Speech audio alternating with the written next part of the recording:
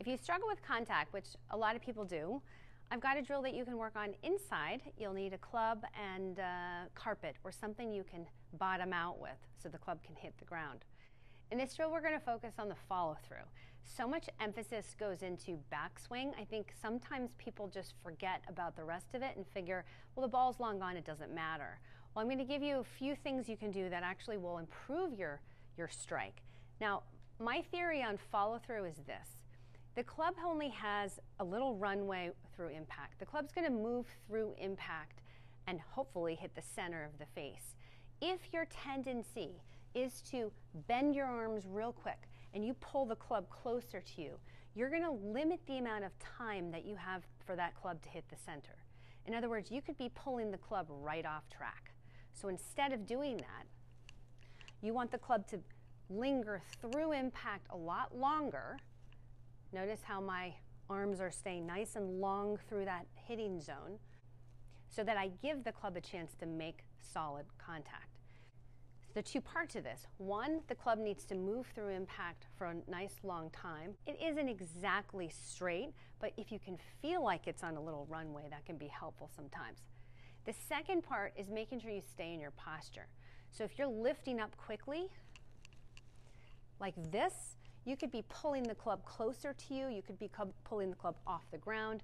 Those two things create problems. So here's the motions that I want you to feel.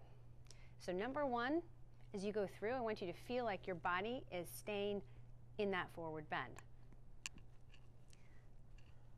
Like this. And not lifting up, especially from the upper body. So here's your quick at-home drill to check on these things to see that you can ensure that you're going to make good contact. So number one, we're going to put the club above your head, lower it down behind your head so it's on the back of your shoulder blades, and then just tip forward so you've got about a 35, 45 degree angle with your spine. Make a backswing and then forward swing. If you can find a mirror or a window to face, that's even better because then you can check your shoulder plane. What you're checking for is that it's at an angle and that it didn't flatten out. See the difference? Yes. No. Yes, you can see my ponytail kind of dangling there. My trail shoulder pointing down towards the divot.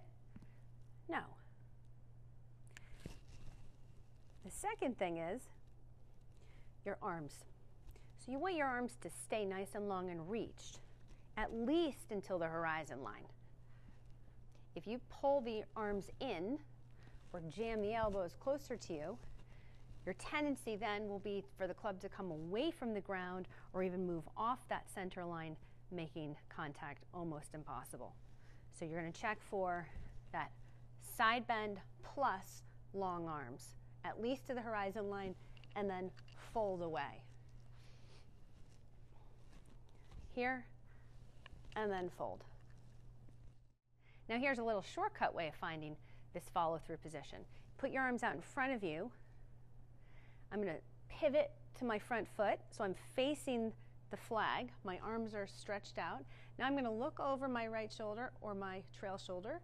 I'm going to lean towards where the ball was. You can see I put myself right into that follow-through position. When you're doing this drill, make sure you use a lot of your glutes, hamstrings and quads, abs to support this position. Otherwise, you're going to start to feel it in your lower back, and of course we don't want that. So be sure to stay nice and strong while you're doing all of this with those big muscles. You should have a good chance to feel what that follow through should be like. So when you add a ball and you add the grass and the golf course, you're much better at making contact.